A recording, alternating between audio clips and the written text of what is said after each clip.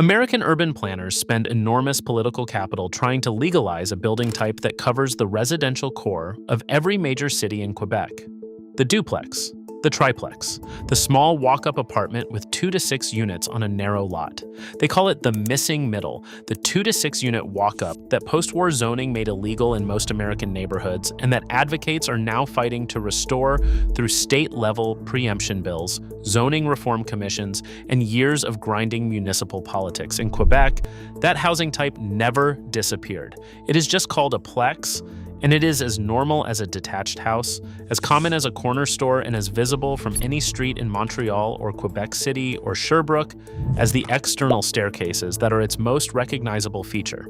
The Americans are spending years on legislation to allow something Quebec never thought to ban. Quebec's urban density is comparable to English-Canadian cities like Winnipeg or Victoria, not European cities like Bordeaux or Nantes. Its transit commuting rate is higher than almost every American state, but similar to Ontario.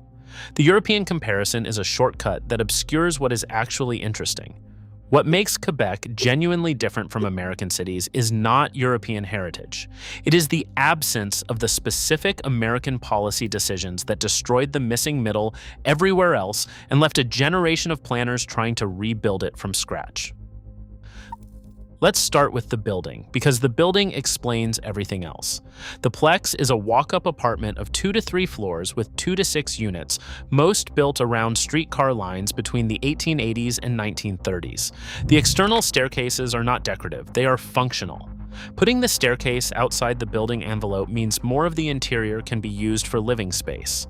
A practical decision made by people with narrow lots and large Catholic families who needed every square foot they could get. The architectural roots trace to Scotland and northwest France. The social origin is the industrial city, where workers moving from rural Quebec into manufacturing and shipping filled densely packed urban neighborhoods on narrow lots with tight budgets and no particular aspiration for a detached home on its own parcel of land. Each unit has its own front door facing the street or opening onto an alley. You walk in from outside directly into your home, not through a lobby or a corridor shared with strangers. The building looks like several houses sharing a footprint. From the inside, it feels more like a house than an apartment, which is the thing American missing middle advocates are trying to put into words when they describe what post-war zoning took away. Plenty of cities have old streetcar-era housing. What makes Quebec different is that this housing was never replaced as the default residential form. In most comparable American and English-Canadian cities, the post-war era swept in single-family zoning. FHA mortgage programs that explicitly favored detached homes, and highway construction that made suburban land cheap enough to drain population from urban cores. The Plex neighborhoods declined. In some cities, they were bulldozed. In others, they were rezoned out of existence so no new ones could be built. In Quebec, this did not happen at the same scale or with the same finality. The reason, according to housing policy researchers who worked in the province, is that multifamily living was culturally normal for the Francophone Catholic working class that dominated Quebec's urban centers. The people making land use decisions in the post-war era had grown up in plexes. High-density housing was not something they aspired to escape. It was the baseline experience that shaped their intuitions about what a neighborhood should look like. That normalcy passed into policy and has persisted across generations. Today, 1/3 of Quebec households live in low-rise apartments. In neighboring Ontario, the figure is 1 in 10. That gap across 2 provinces that share a border and a federal government and broadly similar geography is the clearest evidence that density at this scale is a policy outcome, not a geographic inevitability. Walk through a Quebec suburb or small town and you will still find plenty of standalone homes that could be anywhere in Canada or the United States. But you will also find apartment buildings on the same street, suburban versions of the older Plex design with garages added, and a general absence of the implied threat that an apartment building near a detached home constitutes some kind of neighborhood insult. That absence is exactly the thing that American missing middle legislation is struggling to manufacture through zoning code changes. The housing culture produced by all of this is where Quebec diverges most sharply from the American model. Quebec has one of the lowest home ownership rates in North America, and the cultural attitude toward renting is fundamentally different from the rest of the continent. In most American cities, renting is treated as a temporary state on the way to ownership, a concession to circumstance rather than a legitimate long-term arrangement. Look at the policy: mortgage interest deductions, first-time buyer programs, and zoning that reserves most residential land for single-family homes all point in the same direction. In Quebec, renting for life is a normal thing that normal people do without shame or apology, because the legal framework makes long-term tenancy viable. Leases automatically renew. Rent control mechanisms limit how much landlords can increase rents annually.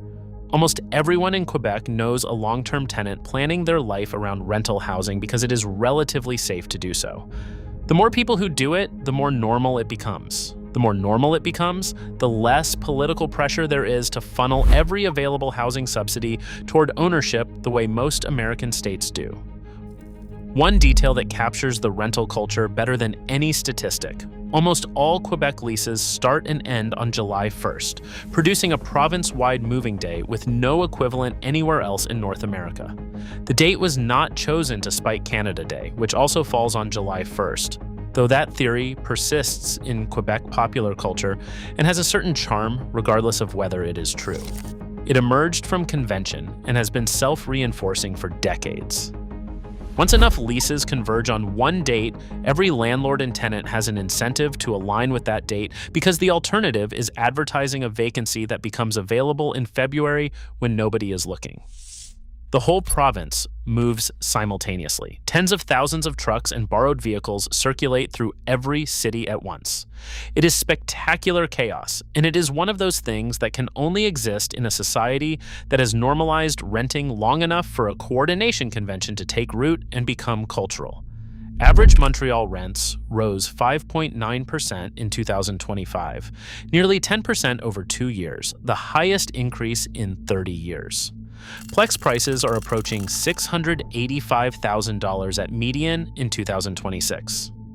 The housing form that defined working-class Quebec is increasingly being bought by investors and relatively affluent owner-occupiers rather than the families it was built for. The rental culture and the missing middle housing are real achievements. They are also under the same market pressure as every other city in North America, and saying Quebec is better does not mean it is immune. La Route Verte is a 5,300-kilometer cycling network, the largest connected bicycle route system in North America, linking cities, countryside, mountain landscapes, and coastal communities across the province through a combination of physically separated bike lanes, rail trail conversions, low-traffic rural roads, and urban cycling infrastructure. It crosses 18 tourist regions, more than 380 municipalities, and 7 national parks. In 2025, the Route Verte celebrated its 30th anniversary, which is long enough to have gone from a recreational vision to a commuter backbone.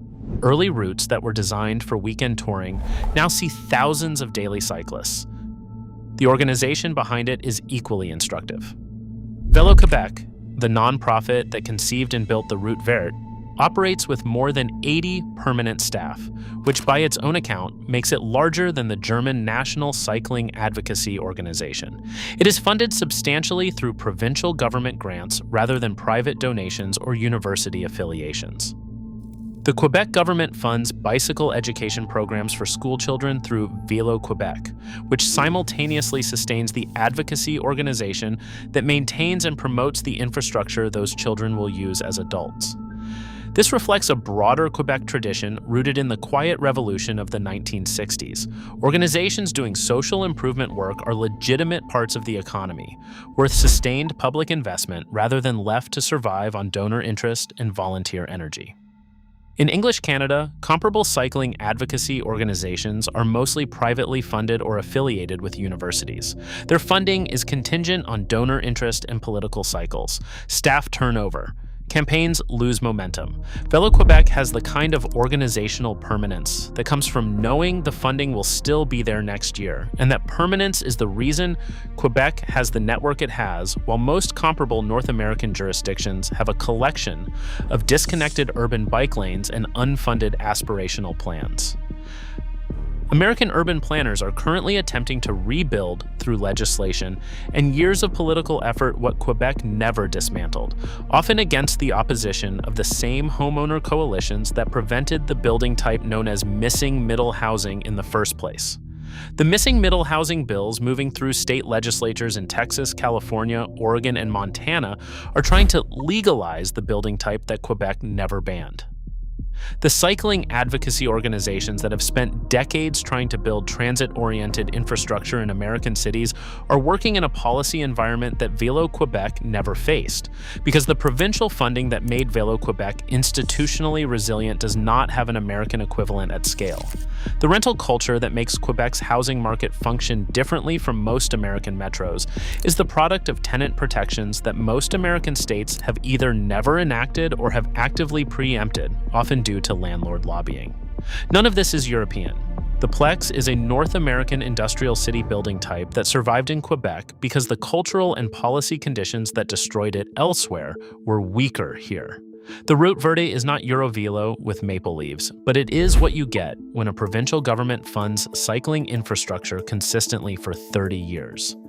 The rental culture comes from strong tenant protections and a century of working-class urban living that normalized multifamily housing, not from any Parisian influence. The differences trace back to specific policy choices made in specific decades.